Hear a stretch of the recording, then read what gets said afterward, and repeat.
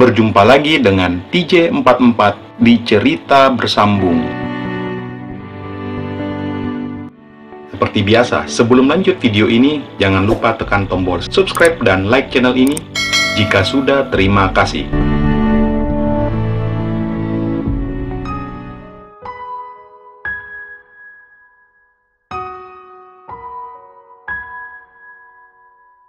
Aji terlihat turun dari pesawat sambil menarik sebuah travel bag di tangan kanannya. Akhirnya pria itu tiba di Manado dengan selamat. Aji menghentikan langkahnya di tempat pengambilan bagasi, lalu melihat di sebuah layar TV kode penerbangan pesawat yang Aji naikin tadi.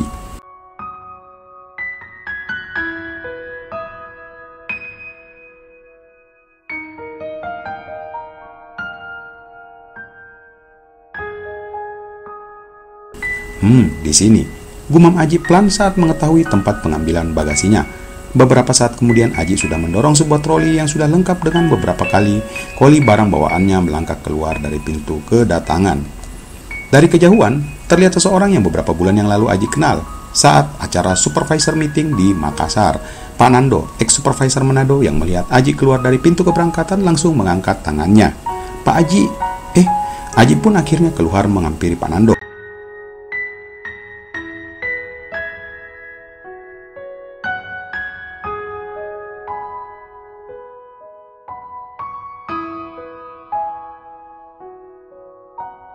Wah, welcome to Manado Pak Aji, ujar Nando berjabat tangan dengan Aji. Siapa? Waduh, kok repot-repot harus jemput Aji Pak, kan bisa naik taksi aja. Kebetulan Pak Putu minta tolong ke saya Pak untuk jemput Pak Aji. Thanks banget ya Pak, kata Aji tersenyum. Jadi nginap di mana nih malam? Kebetulan Ibu Mita udah bookingkan di Swiss Bell Hotel Pak, jawab Aji. Oke, kita langsung aja atau tanya Nando.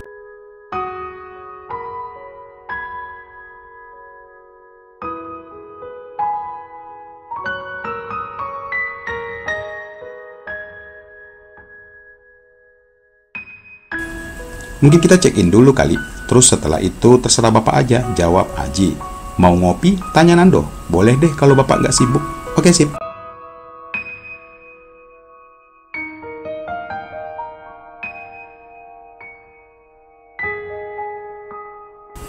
Akhirnya Nando mengambil mobil di parkiran dan menyuruh Aji untuk menunggu di depan kedatangan karena mengingat barang yang Aji bawa lumayan banyak.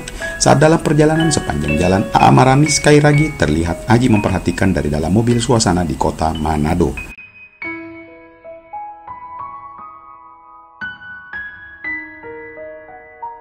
Kota Manado sebuah kota seluas 15.726 hektar yang terletak di bagian utara Sulawesi. Kota yang dikenal akan keramat tamahan penduduknya merupakan salah satu tujuan wisata di bagian timur Indonesia, terlebih wisata Bathari. Kota Manado merupakan kota terbesar di Sulawesi Utara, sekaligus juga sebagai ibu kota provinsi.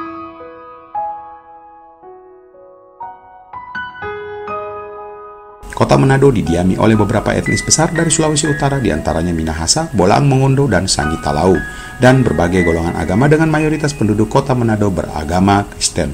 Terlihat jelas sepanjang jalanan yang mereka lalui, Aji belum melihat sama sekali ada masjid. Namun yang terlihat sangat banyak adalah gereja yang berdiri kokoh hanya berjarak beberapa ratus meter antara satu sama lain. Meskipun kota Manado didiami oleh berbagai etnis dan berbagai golongan agama, namun masyarakat kota Manado selalu hidup rukun dan damai. Slogan Torang Samua Basudara seolah semakin memperkuat kerukunan hidup masyarakat di kota Manado.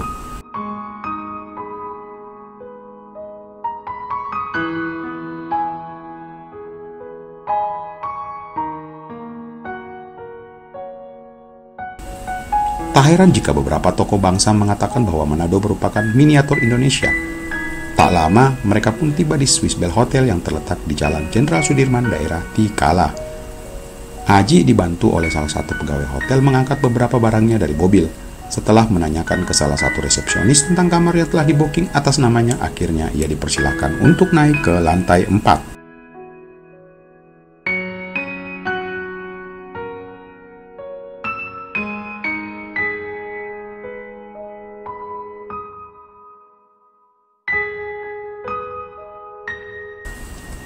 Beberapa saat kemudian, kafe biasanya kita mengenal sebagai tempat tongkrongan yang asik.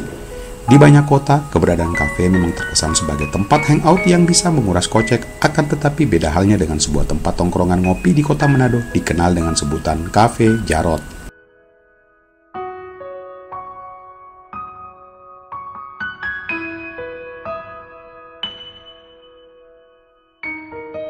Pemiliknya bernama Jarot? Bukan.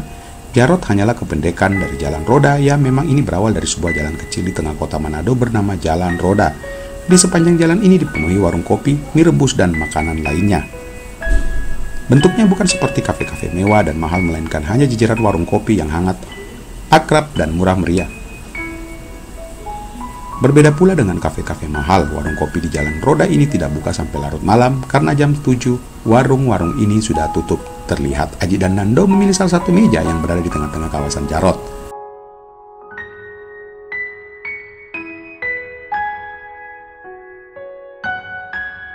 Rameh ya, ujar Aji yang masih melihat-lihat seputaran Jarot. Iya pak, di sini mah tempat ngumpulnya para makelar dari segala penjuru dan juga tempat ngumpulnya para salesman, jadi pintar-pintarnya bapak kalau mau ngecek salah satu salesman yang mangkir saat jam kerja, ujar Nando membuat Aji menggelengkan kepalanya.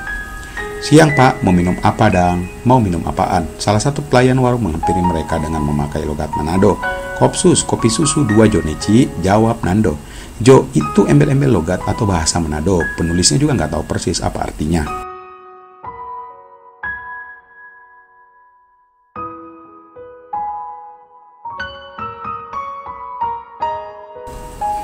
Tak lama 2 cangkir kopi dihidangkan di meja mereka. Aji dan Nando segera menyeruput kopi susunya. Oh iya, kapan jadinya pak Putu kesini? Tanya Nando. Senin katanya pak, sekalian mau ngenalin ke pihak distributor, jawab Aji.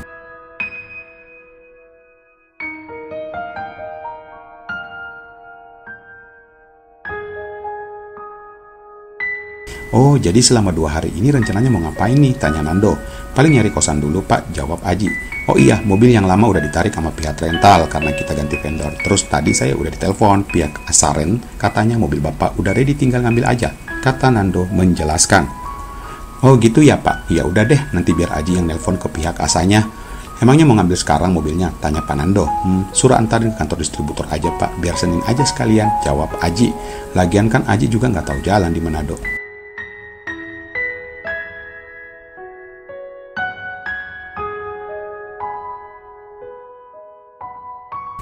Tadi sih saya udah telepon Michael, salah satu SR bapak di Manado, katanya sih sore baru dia bisa gabung.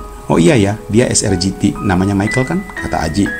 Iya, kali aja Pak Aji mau none-none Manado tuh Michael kebetulan banyak stoknya, ujar Nando membuat Aji hanya geleng-geleng kepala.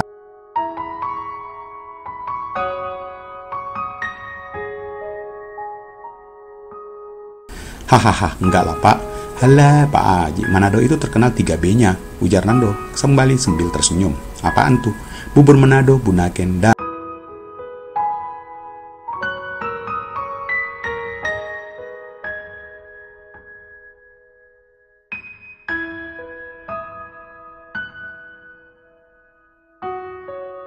astaga, lah Pak Haji nggak percayaan. Lihat aja, apakah Pak Haji bisa nahan dengan di sini? Kata Nando. Pastinya nanti Bapak pengen lancar berbahasa Manado kan? Lanjut Nando bertanya.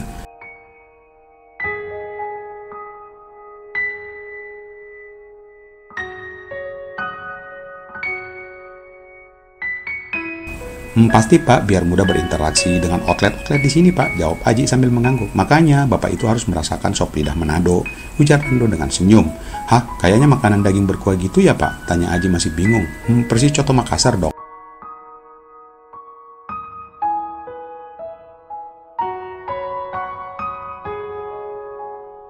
Oh beda Pak, sop lidah itu bukan makanan, ujar Nando. Maksudnya itu, Pak Haji harus nyicipin sop lidah. Brakakakak, jawab Nando tertawa. Buset, dasar Pak Nando bisa aja, kata Aji yang sudah mengerti maksud pria itu.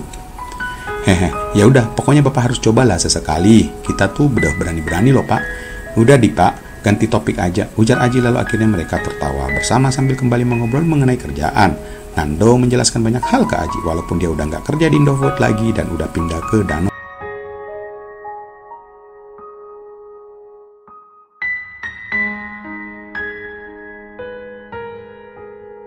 Tapi ia merasa bertanggung jawab menjelaskan kerjaan Aji di Manado. Aji hanya nganggung-nganggung dan sekali bertanya suatu hal ke Nando saat pria itu masih menjelaskan semuanya.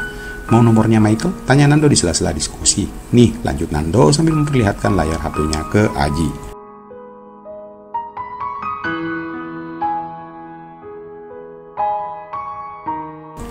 Boleh deh. Oh iya, yang megang MT siapa lagi namanya Pak? Tanya Aji sambil memencet layar HP-nya dan nge-save nomor tersebut.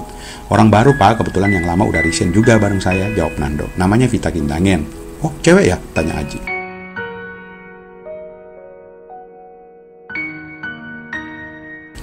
Hehe, cantik Pak. Kebetulan pas saya lagi jalan ke Hypermart, nah ketemu deh sama dia, jawab Nando. Oh, emang sebelumnya kerja di mana sih Vitanya Pak? Tanya Aji kembali. Dulunya sih tim leader SPG Nestle Pak, jawab Nando. Ya udah, saya coba nawarin ke dia untuk posisi SR, ya dia mau lah.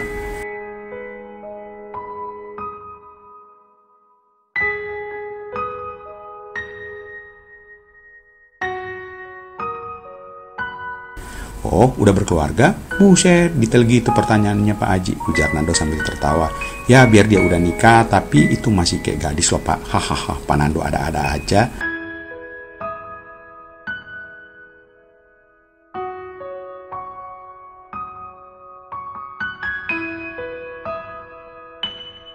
Pokoknya selamat datanglah di dunia bidadari, kata Nando membuat Aji menggeleng-gelengkan kepalanya.